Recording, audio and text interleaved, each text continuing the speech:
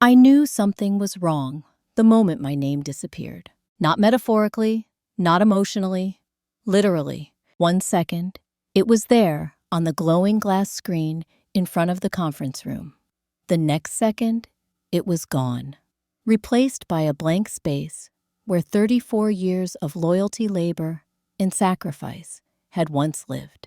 And no one said a word. I stood at the back of the room, my leather folder pressed tightly against my chest, listening to the quiet hum of the projector and the polite coughs of executives who suddenly found the table very interesting.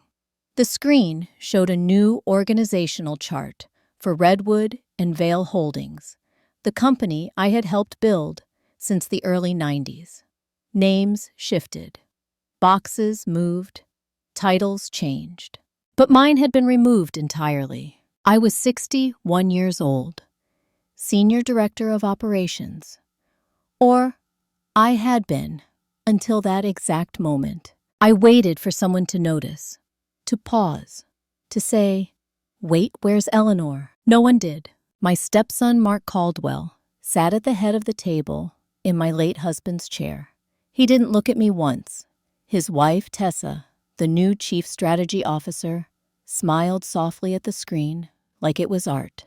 Their lawyer, a man I had never seen before, cleared his throat and continued speaking about streamlining leadership and future-focused restructuring.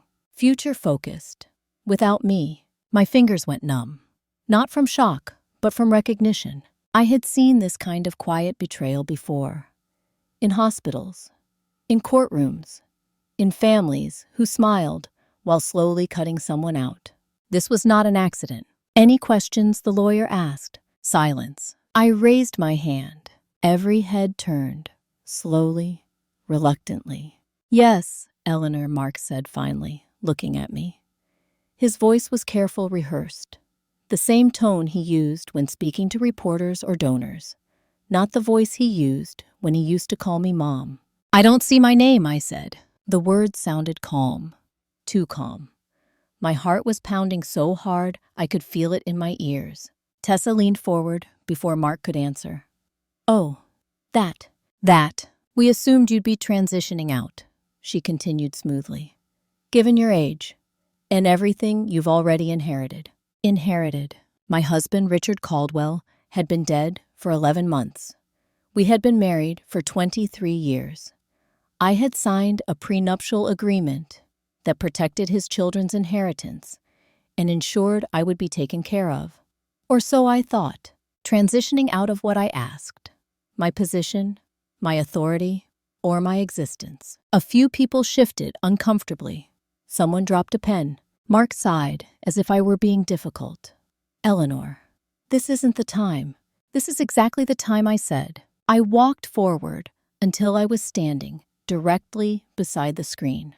Up close, I could see the faint outline where my name had once been. Like a ghost.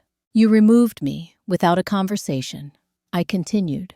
"Without notice, without respect." Tessa tilted her head. "We didn't think you'd want to stay involved. Not with everything." Everything meaning my grief, my age, my inconvenience. Mark finally stood. "We'll talk later, privately." I looked at him, at the boy I had helped raise from age 14, the boy whose homework I checked, whose college applications I edited, whose wedding I paid for. "No," I said. "Later is how people like me get erased." The lawyer cleared his throat again. "Mrs. Caldwell, perhaps." "I am Eleanor Hale Caldwell," I said sharply. "And I built this company alongside my husband while you were still passing the bar." That shut him up, but it didn't change anything. The meeting ended 10 minutes later. People avoided my eyes as they filed out. Mark disappeared into his office with Tessa. I was left alone in the boardroom with a screen that told me exactly where I stood. Excluded, dispensable, replaceable. That afternoon, I drove home to the mansion Richard and I had shared, or rather the house that now, technically, belonged to the Caldwell Family Trust. I walked through rooms filled with memories, and suddenly understood something chilling. I hadn't just been erased from the company. I was being erased from the family. And I knew with a clarity that felt almost peaceful that if I didn't act now, there would be nothing left of me but polite condolences and locked doors. They thought I would accept it. They thought I would quietly step aside. They were wrong. And before this was over, they would learn exactly what happens when you try to erase the woman who knows where all the bodies are buried.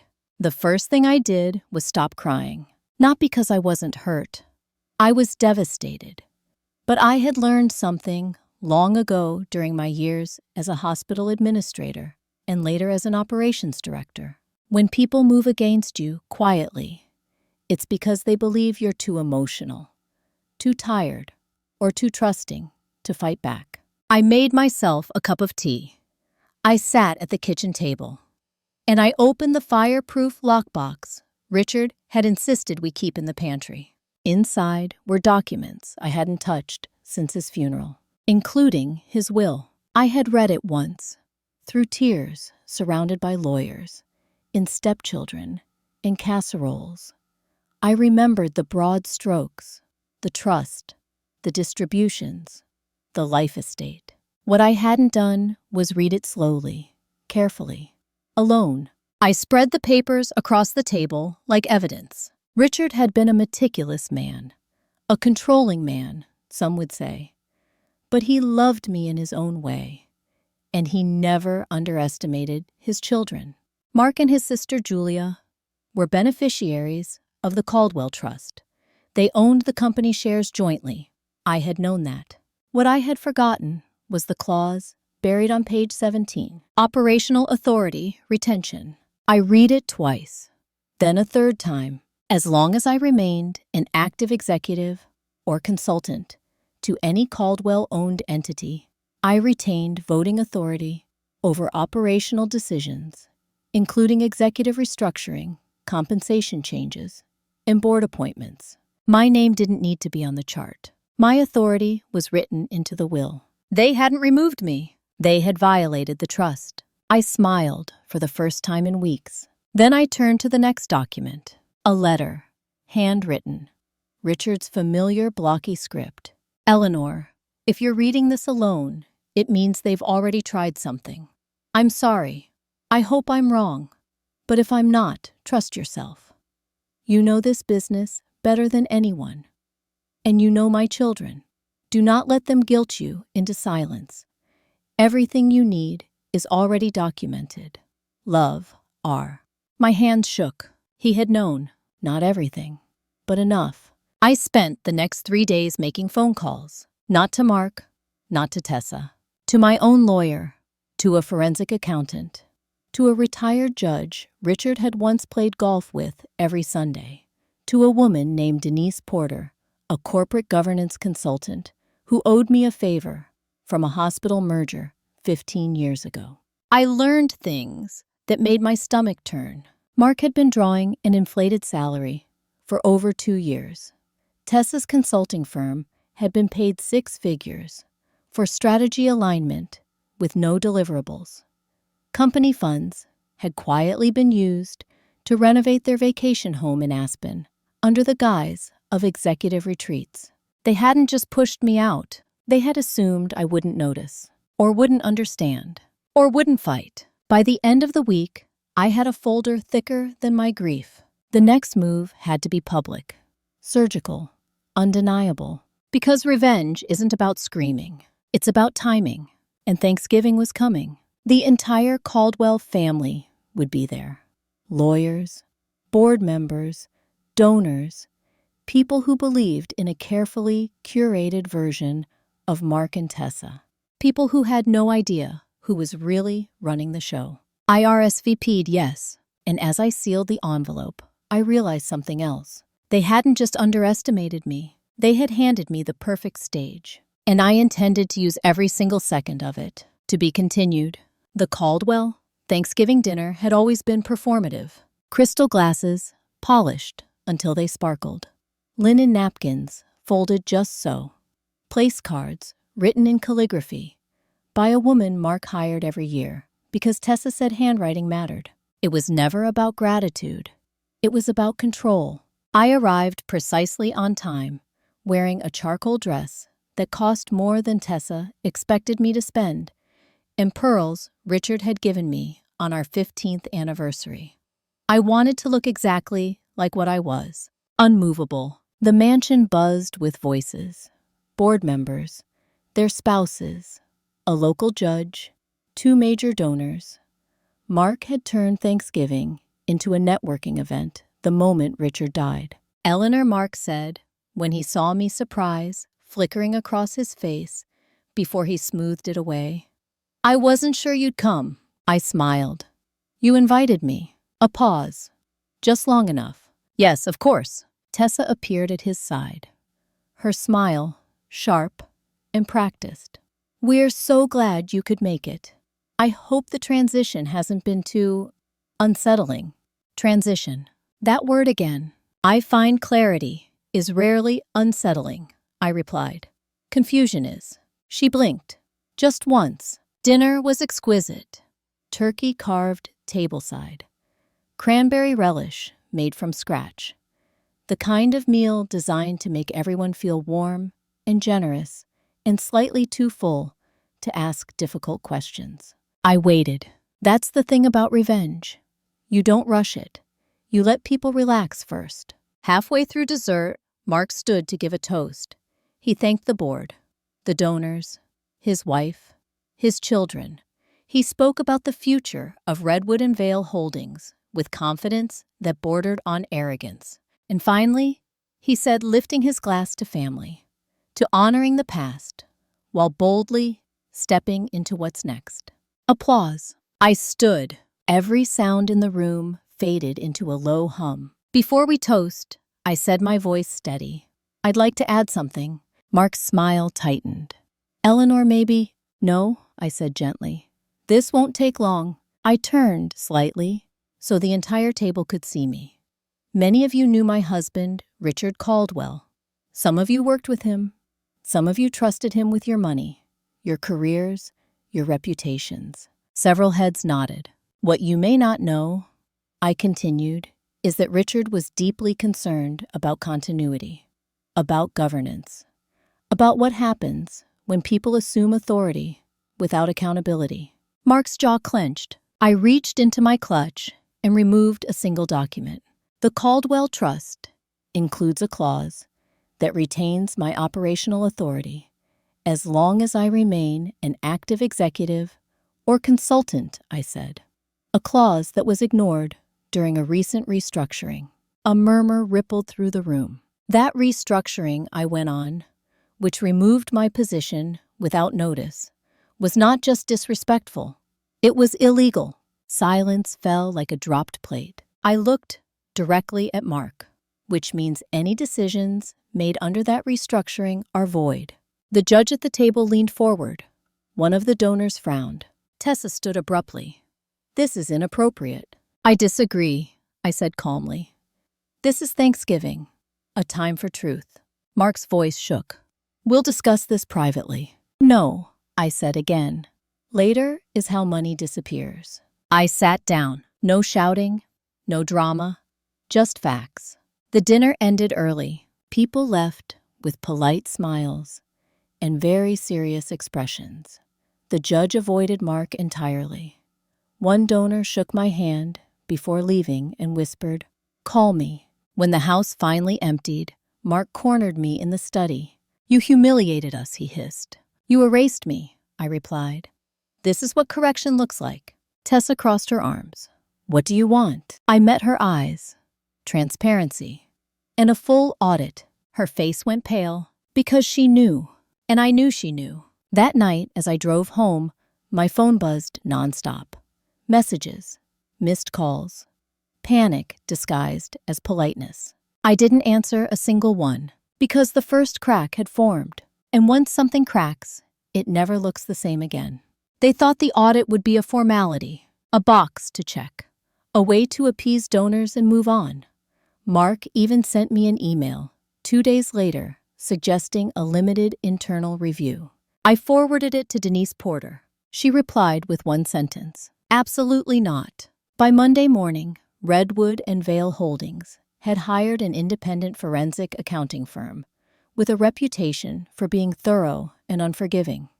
The kind that former executives warned their friends about. The kind that didn't miss anything. Mark called me that afternoon. His voice was strained, thinly polite. "You didn't need to escalate this." "I didn't," I said.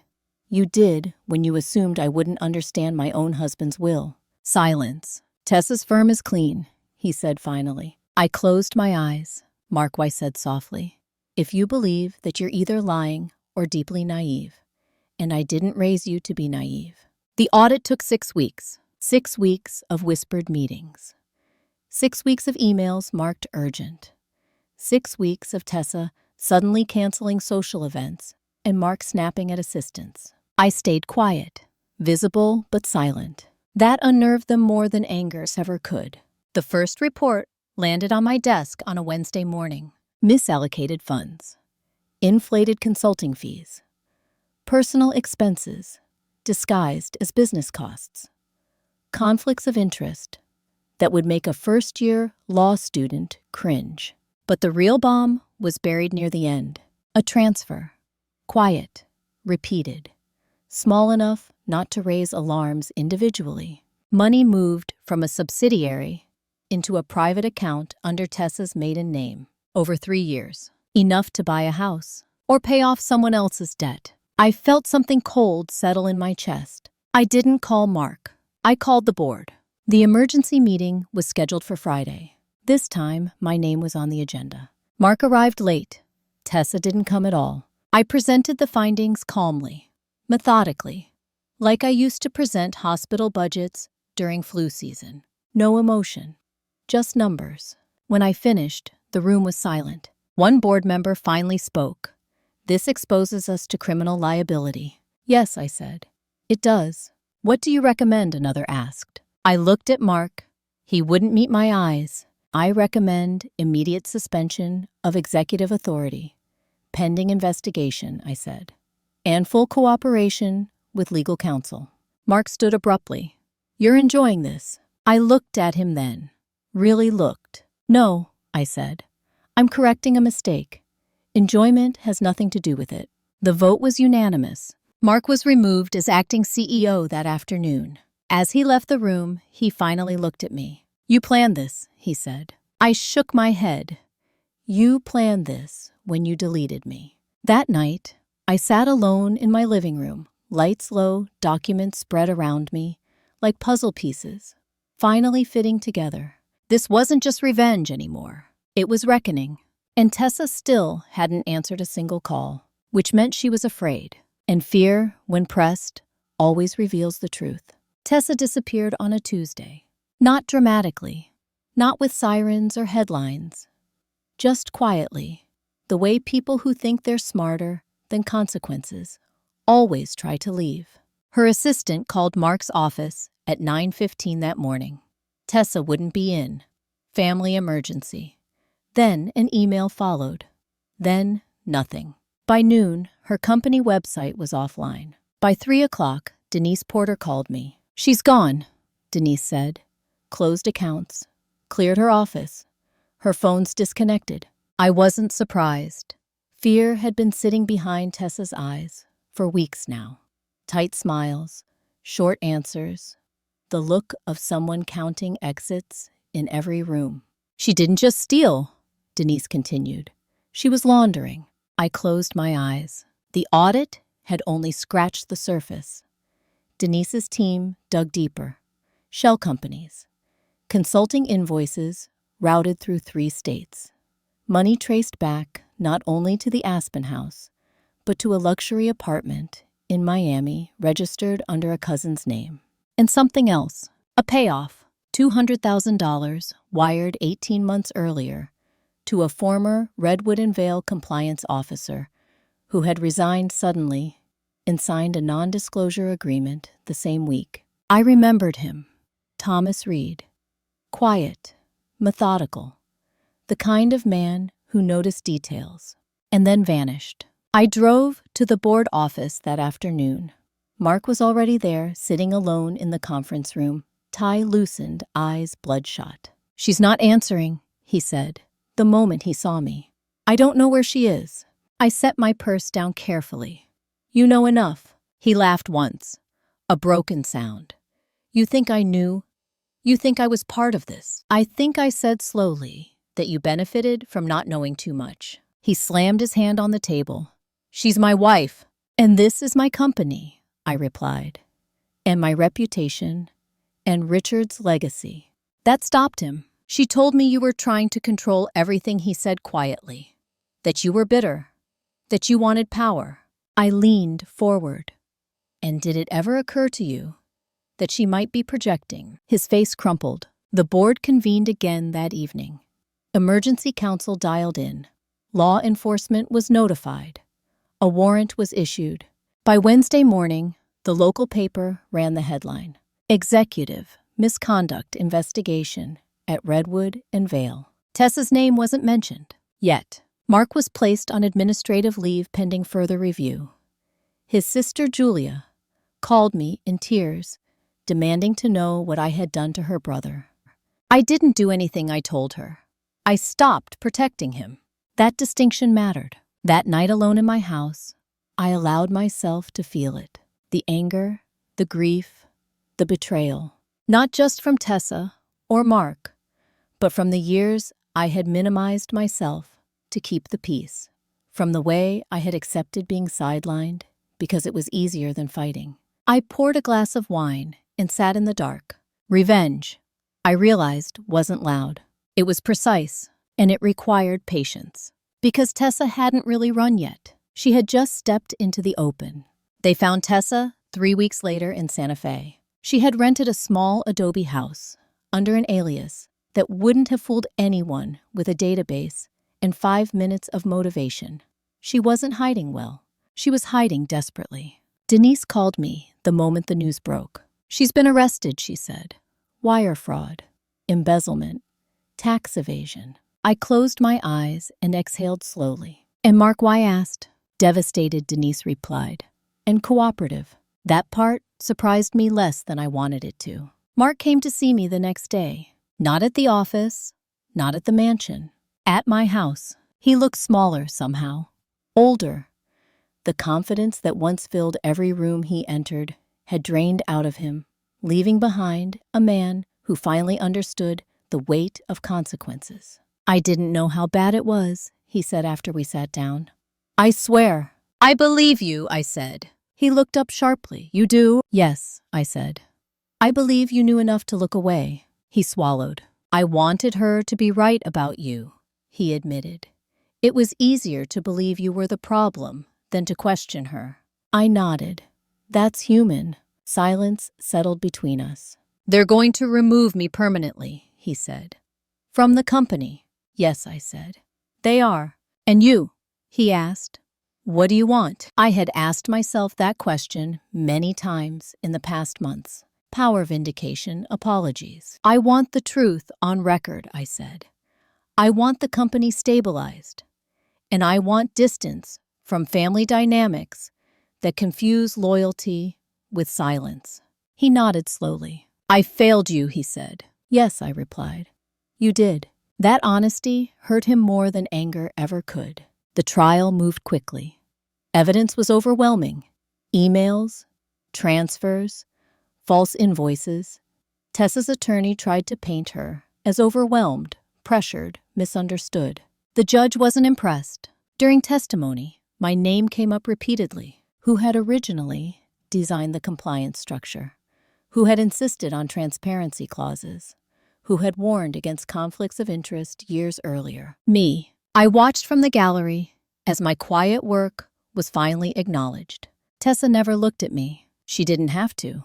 The verdict came down on a cold Friday morning. Guilty on all counts. Mark didn't attend sentencing. He was packing up his office, preparing to leave a company he had once believed was his birthright. That afternoon, the board voted. I was reinstated as interim chief executive officer. Not because I demanded it, because there was no one else who knew how to rebuild what had been broken. As I stood in the boardroom, once again at the head of the table, I thought about the day my name had disappeared from that screen, about how small I had felt, about how invisible, and I understood something deeply. Karma doesn't rush. It waits. And when it arrives, it doesn't scream. It simply restores balance. Being reinstated did not feel like victory. It felt like walking back into a house after a fire. The structure was still standing, but everything smelled of smoke, and every step reminded you of what had been lost. The morning after the board vote, I arrived at Redwood and Vale before sunrise. The building was quiet. Lights dimmed the lobby, echoing in a way it never had when Richard was alive. I stood there for a moment, hand resting on the cold marble reception desk, and allowed myself exactly 10 seconds to grieve. Then I went upstairs and got to work. My first act as interim chief executive officer was not to fire anyone. That surprised people.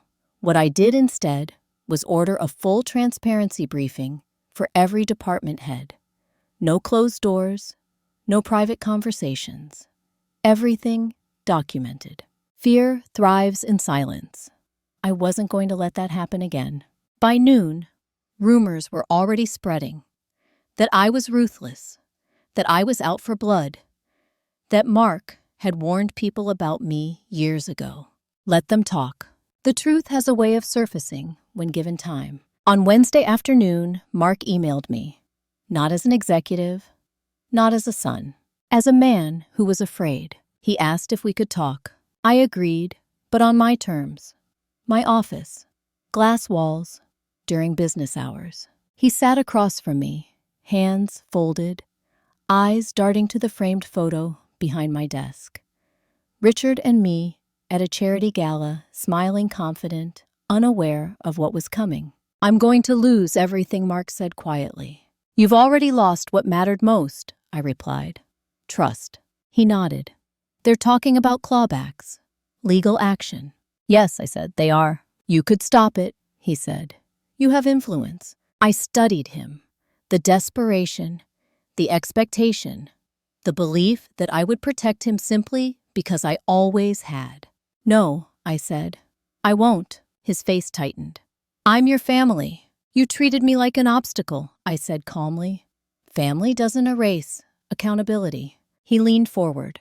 "If you let this happen, people will say you destroyed your own stepson." I met his gaze. "People already say I was weak for too long. I won't confirm it." That was the moment he understood. I was not negotiating. Mark resigned 2 days later. The press framed it as a quiet departure, a personal decision. I did not correct them. Public humiliation had never been my goal. Restoration was. But restoration comes at a cost. That cost arrived in the form of Julia. She showed up unannounced on a Friday evening, standing on my porch with red eyes and a tight smile that reminded me painfully of her father. "You've punished us enough," she said without greeting. I didn't invite her in. "I punished no one," I replied. I stopped shielding. "You took everything from Mark," she snapped. "No," I said. He gambled it away. She crossed her arms. "You always wanted control." I exhaled slowly. If I wanted control, Julia, I would have taken this company decades ago. What I wanted was respect. She scoffed. "You're enjoying this." I shook my head. "I'm enduring it." Silence stretched between us. "What do you want?" she finally asked. I looked at her, then really looked. A woman still clinging to the idea that proximity to power was the same as entitlement. "I want you to understand something," I said. "I am not your enemy, but I am no longer your safety net." Her eyes filled with tears. "So that's it. That's adulthood," I said gently. She left without another word. That night, alone in my house, I felt the weight of every decision settle into my bones. Revenge stories make it seem triumphant. Clean. This wasn't clean. This was necessary. And it wasn't over yet, because the deeper truth hadn't surfaced. Not about Tessa, not about Mark, but about why Richard had built that clause into his will in the first place. The call came from Richard's former attorney, Samuel Whitaker, a man who spoke slowly and chose his words like they cost money. "I think it's time," he said, "for what I asked, to show you the rest." We met in his office the following morning, the same office where Richard and I had signed estate documents years ago. The same leather chairs, the same faint smell of old books and coffee. Samuel slid a folder across the desk. There was a codicil, he said. Private, not filed with the main will. My stomach tightened. Why? Because Richard wasn't sure who to trust. Samuel replied, "Including you at the time." That stung, but I understood. I opened the folder. Inside were emails, printed, annotated, between Richard and Tessa, dated nearly 2 years before his death. My breath caught. "She approached him," Samuel said quietly, "about restructuring, about accelerating control."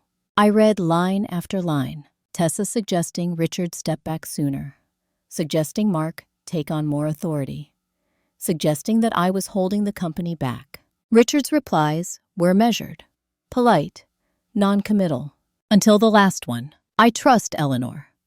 Any change that excludes her is unacceptable." My eyes blurred. She didn't stop, Samuel continued. She went to Mark next. "And Richard, why?" asked. "He suspected," Samuel said. "That's why the clause exists. That's why authority remained with you." I closed the folder slowly. He had known. Not everything, but enough to protect me. And they had tried anyway. "There's more," Samuel said. I looked up. "A letter," he continued, "intended for you, to be delivered if certain conditions were met." He handed me a sealed envelope. My hand shook as I opened it. "Eleanor, if you're reading this, then my children ignored my warning. I'm sorry I couldn't prevent that. I hope you didn't doubt yourself for too long. You were never the obstacle. You were the safeguard. Do not carry guilt for what must be done. Some lessons cannot be taught gently. Love always, Richard." I pressed the letter to my chest and finally let myself cry. Not for revenge, for validation, for the quiet strength it took to endure being erased and still stand back up. As I left Samuel's office, I felt something shift. This wasn't about restoring my position anymore. This was about honoring the truth Richard had tried to protect and making sure no one ever underestimated me again. Because the final stage of karma isn't punishment. It's clarity, and clarity was about to cost them more than they ever imagined. The truth has a way of demanding witnesses. For weeks, I had kept Richard's letter private. Not because I was protecting Mark or Julia, but because timing matters. Revenge that arrives too early looks like bitterness. Revenge that arrives when the ground is already unstable looks like inevitability. The board asked me to present a long-term recovery plan at the annual shareholders meeting in March. I agreed. What they didn't realize was that I planned to do more than present numbers. The auditorium was full.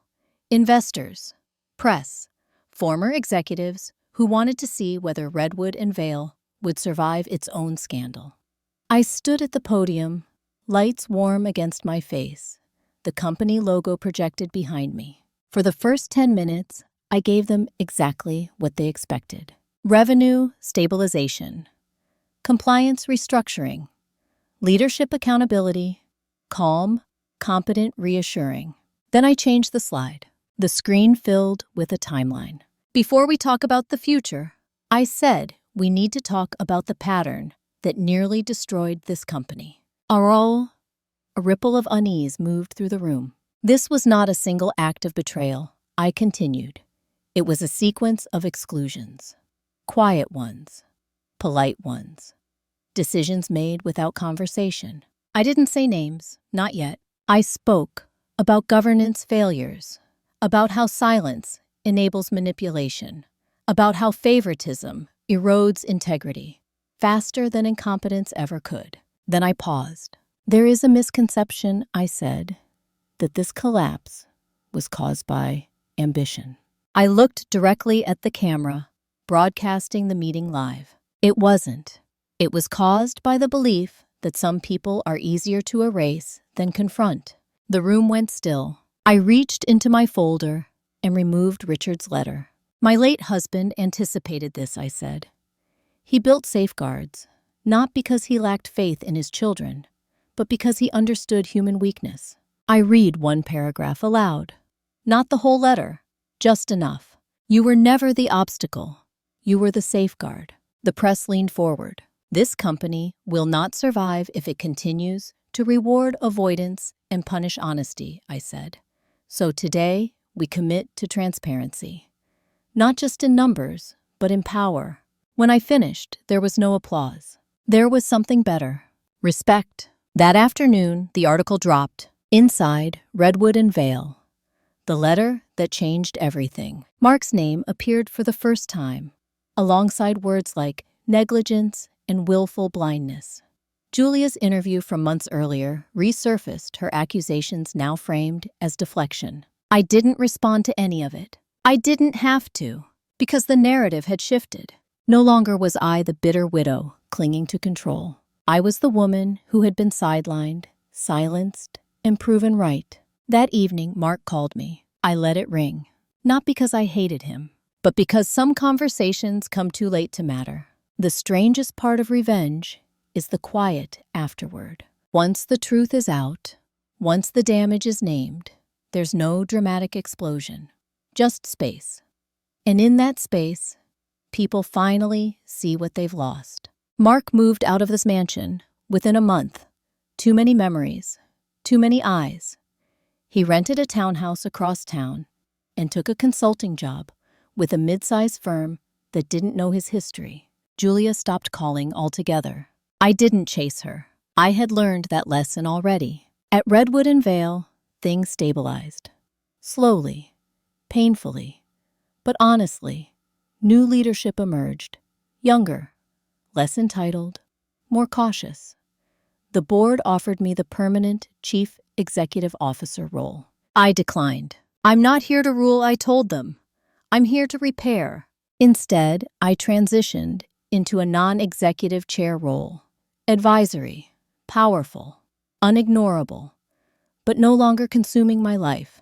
The day I cleared out my office, I took the photo of Richard and me off the wall and left the rest behind. I didn't need symbols anymore. At home, my life expanded in unexpected ways. Dinners with friends I had neglected. Travel I had postponed. A sense of self that was no longer defined by who needed me. One afternoon, months later, Mark showed up at my door. He looked healthier, quieter. I didn't come to ask for anything, he said quickly. I just needed to say something. I waited. When you stepped back, he said, everything collapsed. Not because you were controlling, but because you were holding everything together. I nodded. That's often how it works. I wish I'd seen it sooner. So do I replied. He swallowed. I'm sorry I erased you. That word, erase. I accept your apology, I said. But forgiveness doesn't mean access. He nodded. I understand. When he left, I felt no triumph, just peace. That night, I sat on my porch, watching the sun dip below the trees, and thought about everything that had happened since the day my name disappeared from that screen. They thought exclusion would make me smaller. It made me clearer. They thought silence would weaken me. It sharpened me, and they thought removing me would give them freedom. Instead, it revealed how much they depended on what they never valued. Revenge didn't give me power. It gave me myself back. And that, I realized, was the only justice that truly lasts. 2 years passed. Not quietly, but honestly. Life after betrayal isn't about rebuilding what was broken. It's about deciding what never deserved to be rebuilt in the first place. I had settled into a rhythm that felt earned. Mornings with coffee on the porch. Consulting work I chose, not needed. Board meetings twice a quarter. Travel when I wanted. Silence when I needed it. And distance. Distance is not punishment. It is clarity. Then in early November, an envelope arrived. Handwritten address. Familiar script.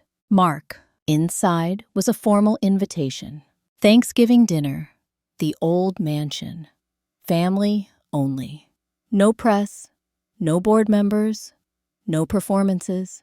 I read it twice, not because I was tempted, but because I wanted to understand the intention behind it. Enclosed was a short note. Eleanor, I know I don't have the right to ask for much anymore, but I'd like to try once to sit at the same table without power, without expectations. Just honesty. If you don't come, I'll understand. Mark.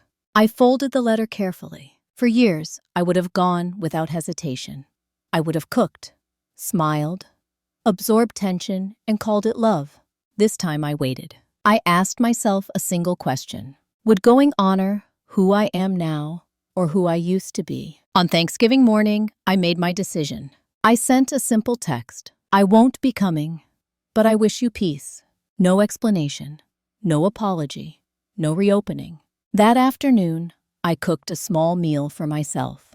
Turkey breast, roasted vegetables, a pie from my favorite bakery. I ate slowly, deliberately, grateful for the quiet. Around 6 p.m., my phone rang. Julia. I hadn't heard her voice in over a year. I didn't think you'd answer, she said. I almost didn't, I replied. Silence stretched. He's not doing well, she said. Mark. He keeps thinking if he fixes one more thing, you'll come back. I didn't leave to be fixed, I said gently. I left to survive. She exhaled sharply. I blamed you for a long time. It was easier. I know, I said. Another pause. I'm starting therapy, she said finally. They told me favoritism doesn't feel like love to the people who receive it either. That surprised me. I hope it helps, I said. And I meant it. After we hung up, I sat by the window, watching the evening darken. For the first time, I understood something fully. Closure doesn't always come from reconciliation. Sometimes it comes from choosing not to reopen doors that only ever led to pain. And that choice, too, is a form of revenge. Not against them, but against the version of myself who believed endurance was the same as love. 3 years after my name disappeared from that screen, I stood in front of a group of women at a small leadership conference in Vermont. No cameras, no headlines, just real stories. They had invited me to speak about governance, about resilience, about navigating betrayal later in life. I told them the truth. I wasn't destroyed by being excluded, I said. I was clarified. I told them how injustice wounds you. First emotionally, not financially. How betrayal doesn't announce itself with shouting, but with silence, with omission, with polite smiles. I told them revenge isn't about punishment. It's about refusing to carry what never belonged to you. Afterward, a woman in her late 50s approached me, eyes glossy. My children stopped inviting me to things, she said quietly. I thought if I stayed quiet, they'd include me again. I took her hands. Silence doesn't buy love, I said. It buys convenience. That night, alone in my hotel room, I reflected on everything that had unfolded. The injustice, the wound, the tension, the slow escalation, the reckoning, the release, the rebirth. They had excluded me from power, from family, from legacy. In doing so, they had forced me to confront the truth. I had been overgiving, overfunctioning, making myself indispensable, and mistaking that for being valued. When I stepped back, the illusion collapsed. Karma didn't arrive as punishment. It arrived as exposure. Mark lost the company he thought was his by default. Tessa lost the freedom she believed money could buy. Julia lost the comfort of blaming someone else. And I gained something far more permanent: self-respect. Today my life is quieter, smaller in scale, larger in meaning. I am no longer afraid of being excluded, because I know now that inclusion offered at the cost of dignity is not belonging. It's erasure with a smile. If this story resonated with you, if you've ever been sidelined, dismissed, or quietly erased by people who benefited from your silence, I want you to know this. You are not too old to set boundaries. You are not selfish for stepping back. And you are not wrong for demanding respect. Sometimes the most powerful revenge is simply refusing to disappear. If you found yourself in this story, please like the video, share your thoughts in the comments, and subscribe to the channel. Because there are many more stories like this, and none of us are invisible anymore.